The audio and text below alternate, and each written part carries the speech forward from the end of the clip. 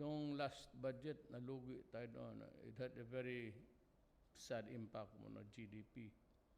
And marami ng pera, wala, hindi naman umiikot. So there was really no money. Practically, the state of ship was sailing in still waters. So, ayawan ko sa inyo na yan. Pero, ganito, maawa ko. I'm thinking of the next generation. What would be in store for them? One is, we have so many fronts to destroy. We have the Communist Party of the Philippines. Good that we were able to talk to the Mindanao, pati yung, of course, sumama na rin ang Maranao. Alam mo, sa Central Mindanao, there is a relative peace. And everybody is enjoying, except for a few bombs there. Alam mo, the criminal mind is something which we cannot really fathom. Hindi mo alam kung anong gusto. And even in Sulu, yung bombing. I have kept this on my own, but I suppose it's in everybody's mind. Ang mahirap kasi dito, aside from the territorial aspiration of the MI-MN, nakausap na natin ang MI, which is doing good. We just continue to pray to Allah that it will really hold. And next week, I'm going to talk to Nur Miswari. Itong kanila territorial lang. So because of the influx of the Christians, Cebuano speaking na ang Mindanao. But the reason for that is that when the Spaniards went there, wala naman magtrabaho sa kanila. Ayaw ng Moro kasi worlds apart ang relihiyon. So niyaya nila ang mga ibang tao sa Pilipinas noon. Yung Visayas up. May iba pumunta Davao na may kapital. Yung iba naman, because of this sloganeering that go to Mindanao because it is a land of promise. That was before. Maluwang ang Mindanao as far as your eyes can see. But with the continued pouring of other tribes in the Philippines, at marami na rin sila, over time, sumikip ang Mindanao. Yun, doon ang umpisa ang away. It's always territorial. Pitong ISIS is something that I am really scared. Nagpapawis ang kamay ko pag iniisip ko yung, it's a worldwide. Forget about Saya, forget about the Maoti. Anong kalaban natin dyan is the terrorists, the ISIS connected, at hindi ito madadala. This is a mass insanity that cannot be cured. It's not like an epidemic that dadaan niya, then after that it simmers down. Then there's a cycle again. Ito, pag hindi ito na-areglo, aywan ko kung sino, it will remain a problem. Kasi the greatest fear, ang bombing. Parking ka lang dyan, pipindutin mo dito, at gagawin yan dito sa labas ng Polo. And you would start maybe in Zamboanga, Davao, Mindanao. We have had a taste of that, almost all cities. Yan ang pinaka mabigat na problema na I have to deal before I go ang itong mga komunista. Komunista is wala na talagang, I do not think that you can flog a dead horse. the issue of talking to the communists is almost nil to nothing. Mga ambisyoso Ang gusto ng gobyerno, ilan lang naman silang mga ideolog, matatanda na at marunong pa sa atin. Yung siniburbio, yung tawag sa Bisaya, na they think that they are the deliverance given by God to make the Philippines a better country.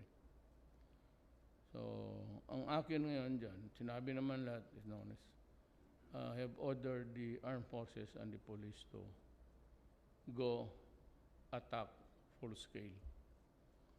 Kung hindi natin maubos ito sa panahon ko, and look at the political horizon there, kung sino mga presidente, I'm so pessimistic, but I'm sad that no one there would. Puro kasi the issues, I don't know about one or two, mga hipokrito, na they were doing it before their time there in the Senate. Pero sumasali sa mga atake ng gano'n. If you are there, you were once also a Berdogo, and you attack now the security forces, itong mga salvaging, you know, it's shown on the TV sa PTV4 every morning. Nandiyan nakalahat po, puro naman meron diyang A that is arrested. And maybe on the fourth, fifth line, you have two, the N. Yan ang lumaban, namatay. I just don't know kung saan nila nakuha itong mga gagong human rights. They're figures. Yan ang akin, makita mo dyan, presidential briefer. So I am bound by what the police tells me. Bakit man ako mag-imbento ng numero na hindi man ako ang police? So I just rely on them to give me the truth. Hindi naman magsisinungaling yan. Natatakot yan.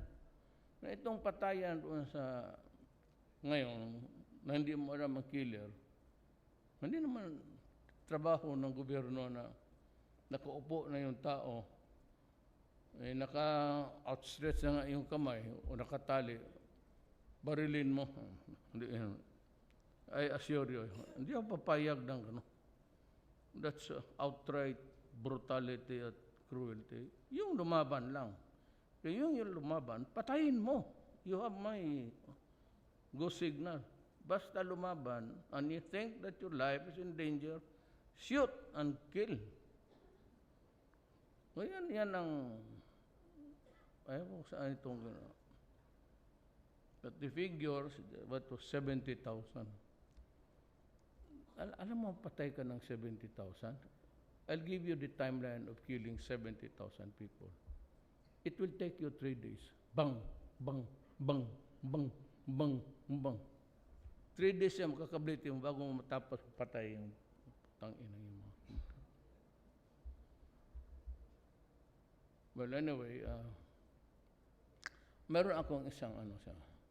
People are complaining, some, not all, na bakit kinukuha mo sa cabinet ang military?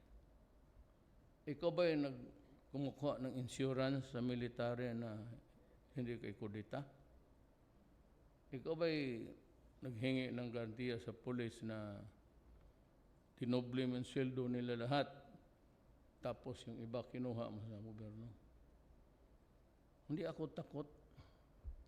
Bakit ako matakot sa military? The people of the Philippines elected me. Hindi sila. Bakit ako matakot sa kanila? Ang problema lang, given the short time remaining, hindi ako makapag-utos na, kaya ako maghanap, mag-usap kami ni chairperson. Manghingi ako sa iyo ng the best and the brightest. Kagaya nitong sa levy, it's about 78, 120 yata, billion. Ngayon, naghahanap ako ng tao kung kanino ko ibigay. Kasi invariably, sa laki ng pera, the temptation is really there.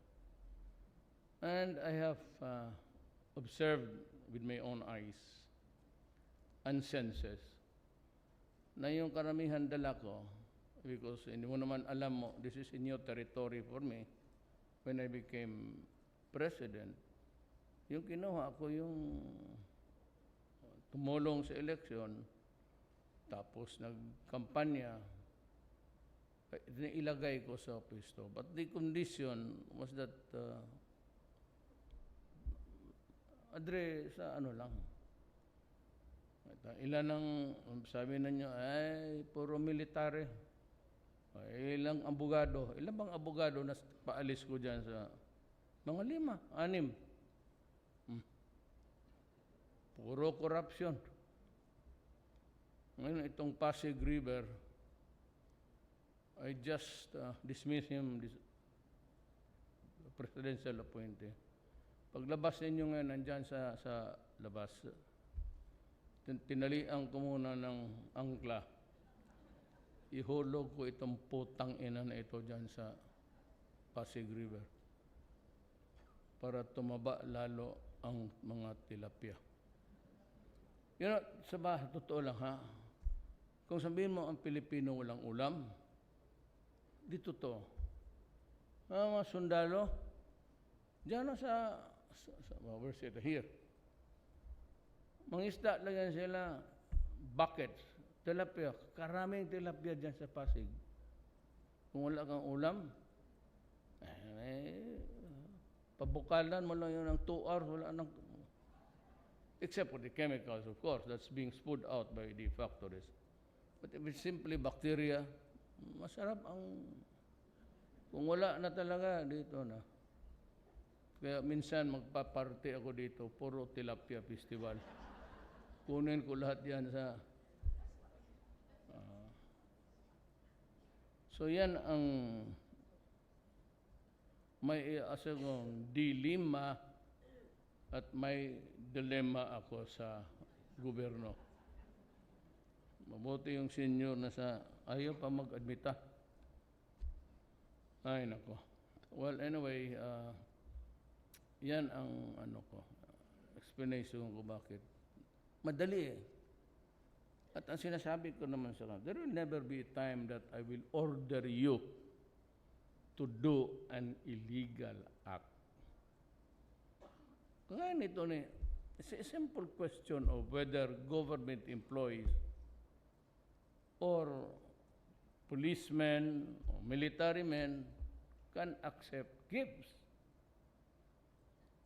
Sabi ko, yes. It is provided in the Anti-Graft and Corrupt Practices Law. Yung ethics, ayan. There's a law which says you can. And when I talked about it, I precisely used the word. Yung sa libro.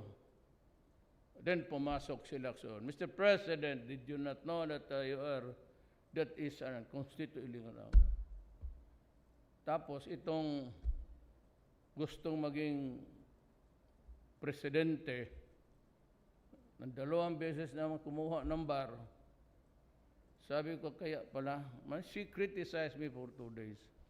Sabi ko, ma'am, abogado ka man, basahin mo muna ang libro. Kasi binasa ko eh. As a matter of fact, before I open my mouth, I read the law. Diyan mo ako masigo. Ilang beses na yan kinore ko sila. Talagang nasabi, it is allowed, token, nominal. Oh, but it's allowed. Oh, what is nominal, siguro sa judge na yan. Eh kung police ka may na you solve a problem, a kidnapping, yung gratitude hindi mo matanggal. Nilagay talaga sa batas yan. Ang Pilipino, lalo na yung mga Bisaya, yung utang na loob.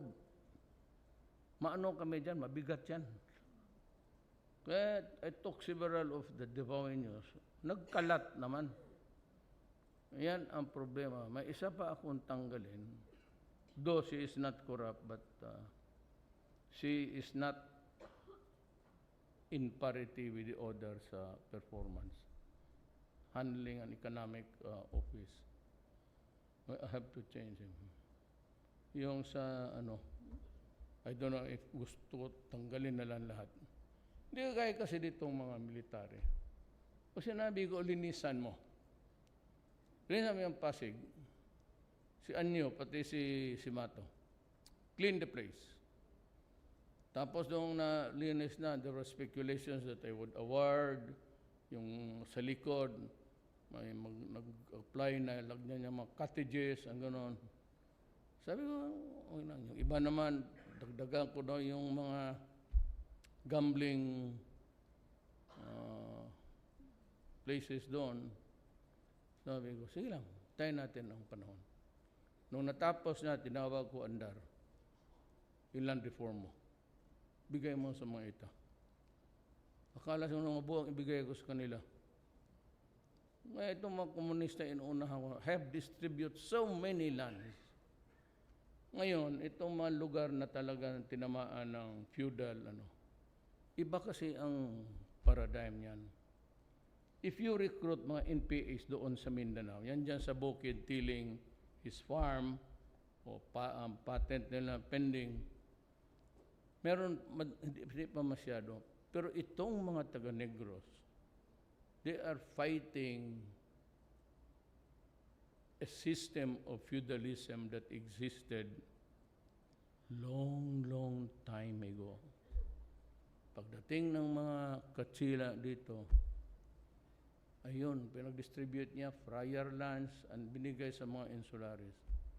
Kaya makikita mo, I do not intend to be offensive to you. Pero yan totoo talaga, yung mga pamilyang binigyan yung mga insularis, yung hindi na umuwi, large tracts of land.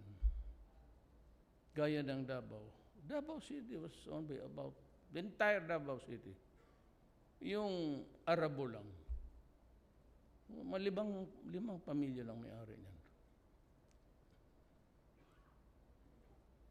Ito, mayaman ito si, maraming lupa ito. Nag-asawa ka na ba uli?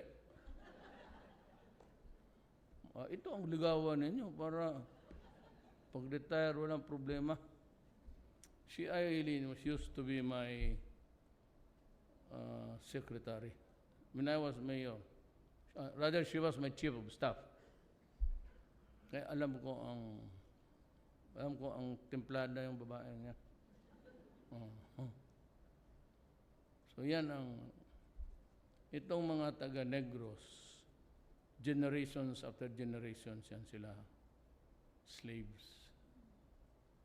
Kaya ngayon, nung nagbarilan sa Sagay, which was unfairly attributed to us, sila yun.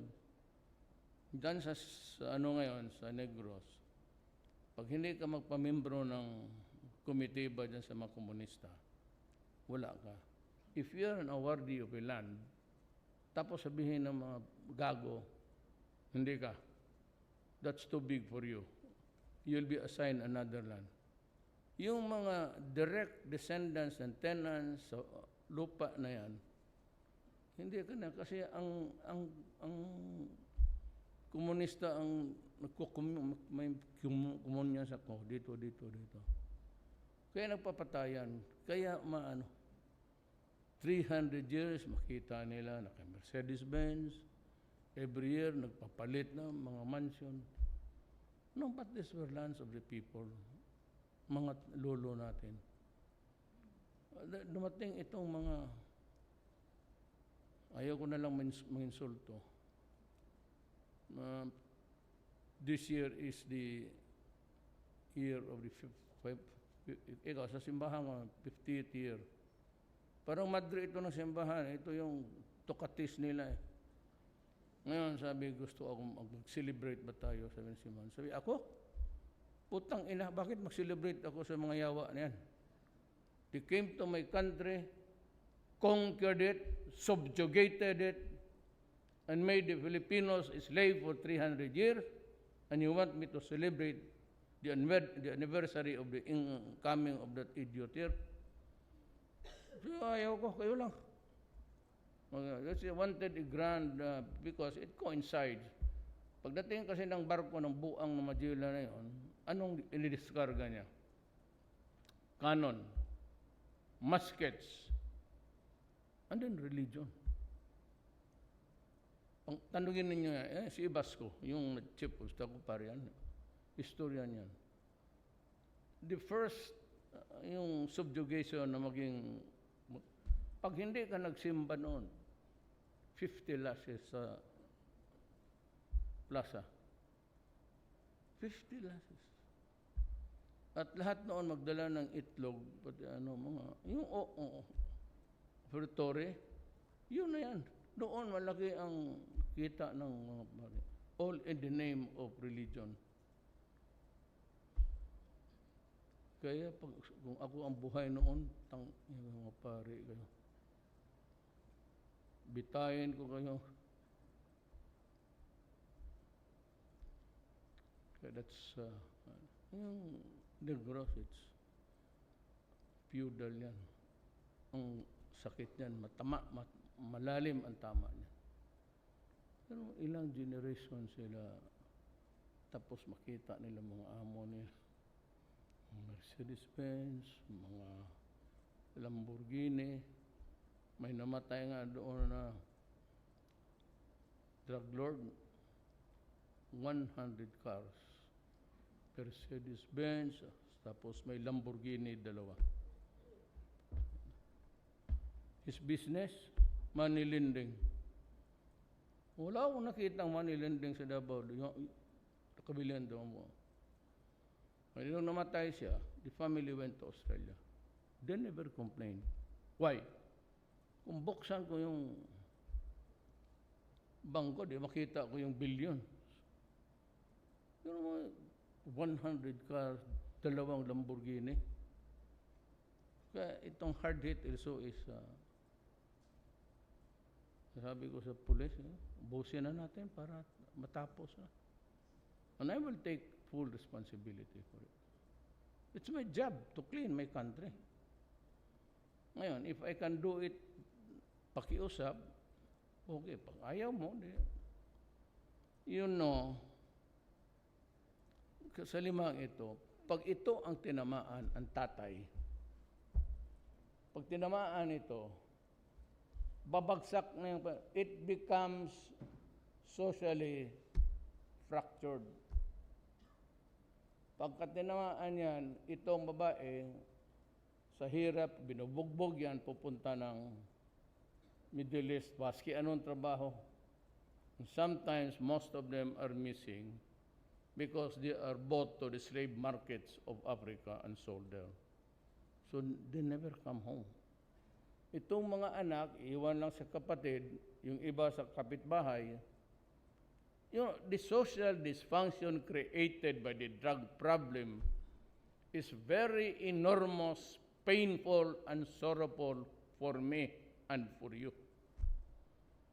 Kasi hindi lang isang puser, magsira ito ng pamilya, 2-3 araw-araw. Ang sabi ni Bato, 1.6 dito sa Maynila. Hindi pa nila binilang ang Davao, Cagayan, Bacolod, Cebu, Leyte. Paano yan? Now, kung gawain mo yan sa bayan ko, you are destroying my country. And as an act of self-preservation, sinasabi ko naman, drop, ayaw mong mamatay, drop the drug. Kayong mga komunista, drop the gun. And we can talk and I can give you the assurance na I will be fair as really fair. And everybody will be treated equally. And we will help you. As of this date, I have constructed about 45,000 condominiums. Para lang nag-surrender ng Ilago, then TESDA. May bayad sila, they learn the skills. Tingnan mo punta ka ba sa Dusit bago? There's a Dusit in, I didn't see it. Suddenly, may inauguration lang, papasok ka lang kunti, just beside Insular Hotel.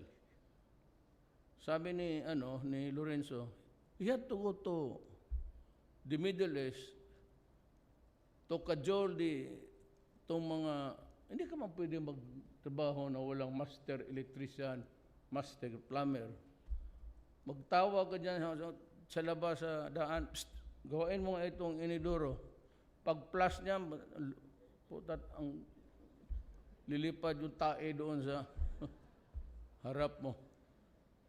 So they had to go to and bribe them to come home.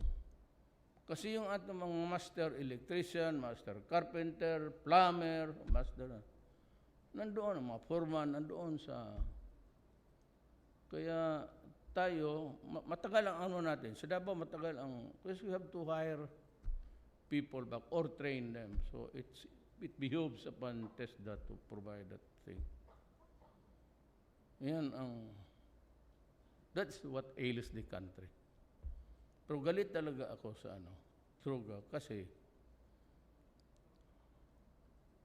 sisirain mo ng bayan ko, bibigyan mo ako ng inotel dito, sabi ni Bato 1.6, tapos sabi ni Santiago doon 3 million.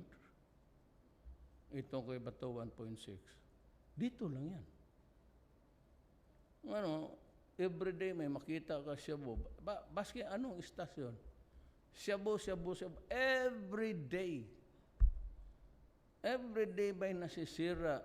Every day may nire-rape na bata. Ganun yan, isira ang ulo.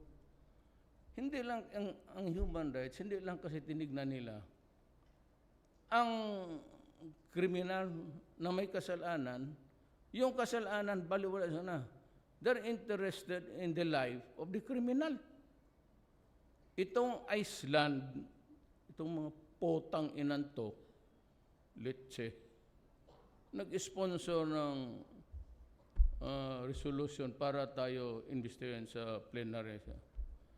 Alam mo ba ang Iceland, they allow abortion up to 6 months. Ang mga gagong unggoy na yan puti, they are so concerned of a criminal who has done so many wrongs to his fellow human being, and yet they allow abortion up to 6 months. Ilang kulang na lang mag-intrauterine life ng 7 months. Tao na yan eh. Di mo ka magago itong mga puta. And they want to impose their... Sabi ko, kayo dito, papatayin ko talaga kayo. Imbestigahin ninyo ako. Pag hindi kita sinaksak eh. Bakit makumbisa kayo ka-stupid ninyo? Yung kanilang values, enjoy yan. Huwag mo kami pakialaman. Kami mga Pilipino, meron kami. We are quite capable of dispensing justice. Akala mo ba, papayag na ito, mga pulis patay ng patay na wala namang rason? Hindi sila ang papatayin ko. Ano lang yan? Hindi na. Amerika, sige sila. O tingnan mo ang Amerika. Pag nalango na, barilin yung McDonald's, barilin yung simbahan. That is why I am pouring out my... Mahirap talaga maghanap ng honest man. Kung mayroon ka, ma'am, chairperson sa civil, bigyan mo nga ako. Marami talaga akong tatanggalin. Yung customs na yan, sus Mario Josep. They've been there 38 years, they've been there for so long. Ang nagbigay sa akin yan, sabi niya, retired na, mahirap na. Sabi niya, ito yung mga tao, Mayor. Matagal na yan. Itong 164. Kung matanggal mo yan sa customs, okay na ang Pilipinas. Okay na tayo. Kaya, binaba kong yung iba na demanda naman. Yung iba ayaw I rely on Madam Lisada kung DDS. Gusto nila ng DDS. Hindi naman totoo yung DDS. Ang Davao yan, ang ano, that is Davao, ang kalaban ko sa politika, Davao Death Squad. Ang DDS actually, yun ang pang-counter ng Sparrow. In Davao, we used to lose about 3 to 4 policemen a day. Sprawled, basisan sa. Mag-traffic, magkain, minsan yung pan, sa bunganga pa eh. Pati yung mga haggard, ganun, maraming patay. So, ito sila, they came up with a Davao Death Squad. E di siyempre, gobyerno ako, sige, suportahan ko kayo to counter the Sparrow. Yun ang umpisa niyan. Ako naman, there was this movement, and it was anti-communist, and to meet force by force. Sige. Ang problema nito, sino bang sumulat itong speech ko? Baka, basahin na lang ko siguro, ma'am, no? Pero hindi naman magsama ang loob. I am deeply honored to be with you today as we gather to confer the 2019 Outstanding Government Workers Awards. Let me express my gratitude to the Civil Service Commission for holding this annual event that recognizes the best among us. The event is a celebration of not only your individual and organizational triumphs, more importantly, this is a celebration of your accomplishments that have contributed greatly to the realization of our national development agenda. We confer the Presidential Lingkod Bayan Dangal ng Bayan and CSC Pag-asa Awards not only to motivate government officials and employees to do their job well, but also to give due recognition to their exemplary, wholehearted, and selfless public support. Indeed, dedication, commitment, and excellence, and integrity of each awardee demonstrates this year to have set as a guidepost for the rest of us civil servants to admire and emulate. I hope, ulitin ko ma'am, maraming bakante talaga to in the coming months.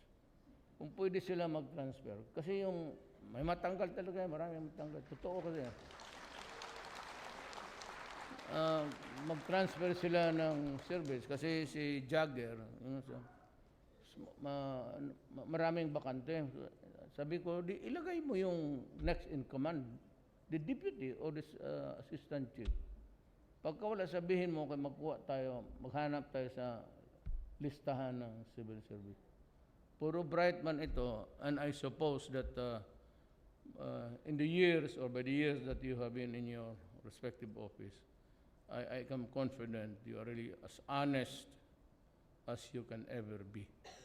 So, pagka nagbakante ito, kung marami yan sa customs, pati sa itong coconut board, alam mo ba yan, that's, hindi ko ibigay yan sa tao, mawala yan. Yung gano'n na mawala, bigla lang. Karami noon. In the past. Kaya kailangan ko yung tao talagang was a grip of the trabaho niya. If you are the one, sabihin mo kay ma'am, and if she can vouch your integrity and talent qualified to do the work, I'd gladly, gusto nga, appoint ko kayo lahat, Vice President.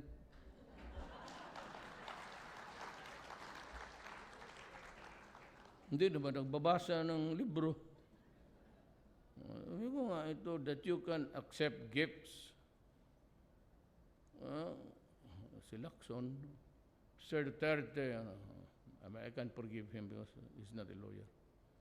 I quoted the very words anti-graft and corrupt practices. There is an exception there. Nominal. I use the word nominal. Out of gratitude. Anong Pilipino gano'n? Hindi naman ako basta ng bunganga. Tapos si Lene talaga kasi illegal and unconstitutional. Ay, sabi ko, ma'am, kung ikaw ang presidente ng Free Pilipinas, patay. You do not even read the book. And that is a major policy. So magtanggap ka. That is a policy. Yeah. Ngayon, kung you are able to solve a crime, tapos bigyan ka ng Mercedes-Benz, putang ina, kalukuhan na yan. Ibig sabihin, tinakot mo na yung nakidnap na ako na kikidnap sa iyo sunod. Mercedes, usually man, ma'am, kasi 21 years ako mayor. Si Aileen, no? Chief of Staff ko. Karamihan nakikita ko magpadala ng pansit o lechon. Ano pa man yan sa kainin lang yan? Ang akin lang noon sa Davao, do not demand, wag kang maghingi. Pero kung ibigay, after sa trabaho, ginawa mo, pinakita mo, tanggapin mo. So, nag-react agad ang dalawang senador na hindi naman nila tinignan ang batas. Well, anyway, I therefore take this opportunity to remind you to never engage in corruption and other unlawful activities that will smear your dignity and taint your integrity. Totoo yan, ma'am. Ako, I became mayor in 1988. Far and wide and between those years, I worked hard and made what Davao City. Punta naman kayo ng siyudad ng Davao. Sa bagay, hindi lang ako pag sinabi kong huwag mong gawin yan, huwag mong gawin.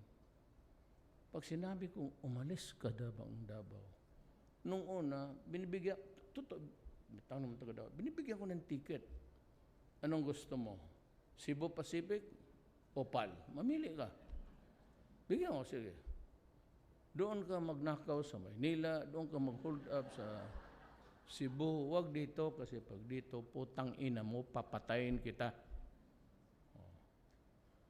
Nung nakita na marami ng patay, nagsialisa na sila, so na-peaceful kami.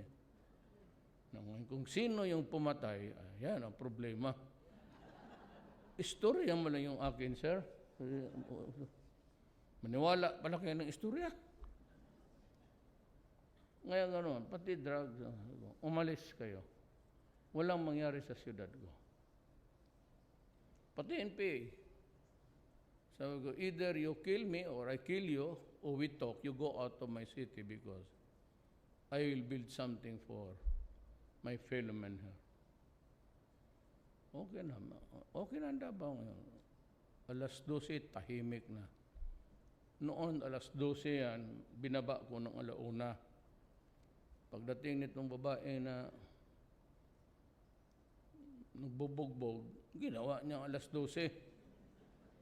Tapos may sabi, sige yayaw, sinabi ma, sige, magyaw-yaw kayo, ibaba ko yun ng alas 10, gusto ninyo? O di, tahimik lahat. Mas maraming, si Inday, kasi ako, madala mo naman ako sa istorya, totoo lang. Public office is a public trust. As clearly enshrined in the Constitution, public officers and employees must always be accountable to the people. This is not a challenge. This is a mandate. I therefore call on you to continue serving with utmost responsibility, loyalty, and efficiency.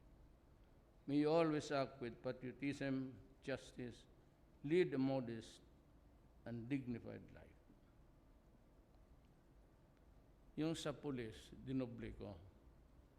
Because of the propensity of many of the policemen, hindi mo makontrol ang Ang ganito kasi ang nangyari niyan. I will just give you the lowdown. Yan sila magtrabaho. Alam mo itong mga sindikato, kinukunan nila ng picture yung asawa nagsasakay ng jeep. Asawa lang ng mga pulis. Wala naman itong mga kotse. Yung dedicated po. Tapos, yung anak na umuwi na may kasama. Tapos may lagay X, yung litrato. Yun ang ipapadala nila. Kaya ang pulis magpunta sa akin, sabi, Sir, wala man akong pera i-relocate yung ibang pulis. Nagpunta na ng Amerika, nagsibata na. Paano ako? Paano kung wala ako yung anak ko? Ano? Kaya, sinabi ko sa Davao noon, wag ninyo akong, do not, paint me to a corner. Ayaw ko talaga. Pero pag inipit ninyo ang gobyerno, ang mga tao sa gobyerno, hindi makagalaw, uunahin ko na kayo. Talagang yayariin kita. You give us no choice. Patayin mo ang pulisya, papaano ang droga? How can it be solved? Dito sa Maynila, at least tahimik na. Hindi na masyado. Sinabi ko sa kanila, putang ina, huminto na kayo. Style Davao. Akala siguro mga buang nagbibiro ako. Hindi man lang ako kilala. Tapos yung napuno na ang punerarya, ako ang pagbintangan. Kaya ubos na daw yung formalin. Trabaho ninyo yan.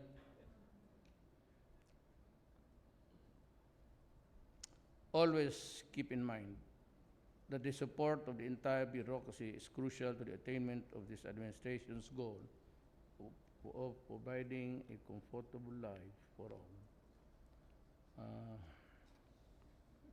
Ang aking policy ito, if the police, kasi nung nabugado ako, hiniwalayan ako ng yung girl ko, tapos after desperation, nakilala ko yan si Zimmerman, Sos Mariusep. Istirahan ko kayo ng mingaw, ha? Yung una kong girlfriend, Tisayon, Tata, remember Pan-Am? May Pan-Am pa noon. Ang tatay niya, Amerikano, nanay Pilipina, stewardess na ata ng PAL. Tapos, doon siya sa, nung medyo tingin ng nanay na gulo, dinala nila dito, so pinaaral dito. So nakilala ko sa, yung Prolex natin, Sir, San Beda. Meron tayong ibrisa. Nakilala ko. Niligawan ko, naging girlfriend ko. So, inihintay nila matapos ako. Nung dito siya sa Davao nakatira, sa nanay ko, sabi ng nanay ko, kung hindi mo pakasalan, pauwiin mo yan.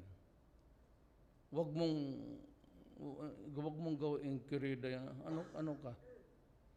Kawala-wala mong pera, ako ba napakain, tapos you have the goal to... So, sabi ko, sige, mag-uwi siya, una, December. Third year ako, sir, nagpatrahe de boda, nandoon na. Yung engagement ring ng nanay ko, binigay na sa kanya nung nauna siya sa Amerika. Tapos, December 21, sumunod ako. Alam mo, ma'am, 22, na iba na ang istorya. Kasi yung nanay pati tatay, sabi nila, well, you can bring her, but only for a few months. Kailan bumalik yan sila dito, at pagkatapos mo sa law, pumunta ka na dito kasi ang Pilipinas wala talagang pag-asa. Walang trabaho, walang ano. Sabi ko, hindi naman ang pag-usapan natin yan. Kasi yung pakasal na kayo. So, sa 23rd, may office party sila. Sumakay ako ng taxi. Diretso ako sa airport. Diretso sa airport, sinabi ko yung mga, maraming Pilipino dyan, San Francisco na airport. Sabi ko, sir, namatay ang tatay ko. Pero patay naman ang tatay ko. Double din. Sabi ko, my father died, I just received a phone call. Can you help me? So, ito, patay daw yung tatay, tulungan na. I was able to take a ride. Pag uwi ko sa 24, tinawagan niya ako. Sabi ko, siguro hindi talaga natin swerte. Kaya yan ang buhay. Naglipad ako ng San Francisco. Dala-dala trahe de Buda. Binigay kong wedding ring, pati trahe de Buda, iniwan ko doon. Ang gaga, patay na siguro ngayon yung buang. Hindi naman sinuuli yung dalawang singsing. O, totoo. Ganon ang buhay ko. Kind of, as long as there are Filipinos who need our help to make their lives better, our task never ends. Let us therefore continue to serve our people with enthusiasm, joy, and pride. Again, nandito ako sa mga matitinong tao. I'd like to salute you. Congratulations to the awardees and to you all, to our guests. Mabuhay tayong lahat at mabuhay ang Pilipinas.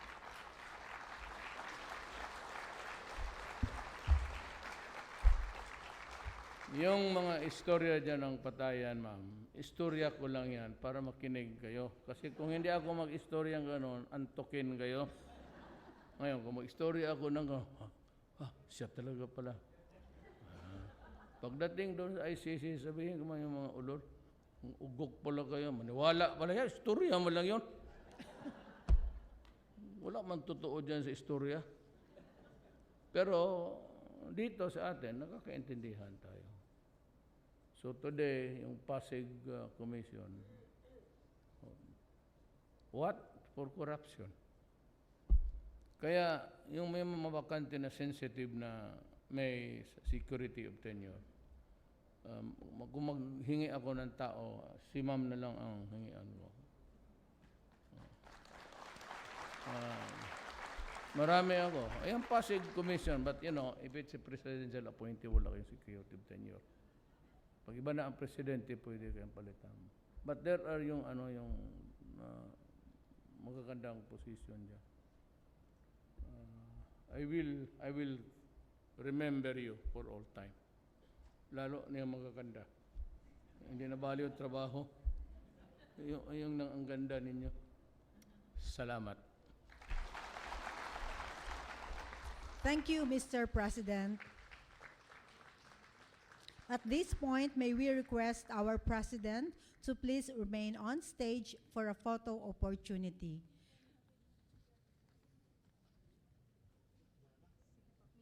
May we call on the Pag-asa awardees and the Pag-asa committee members for the photo opportunity.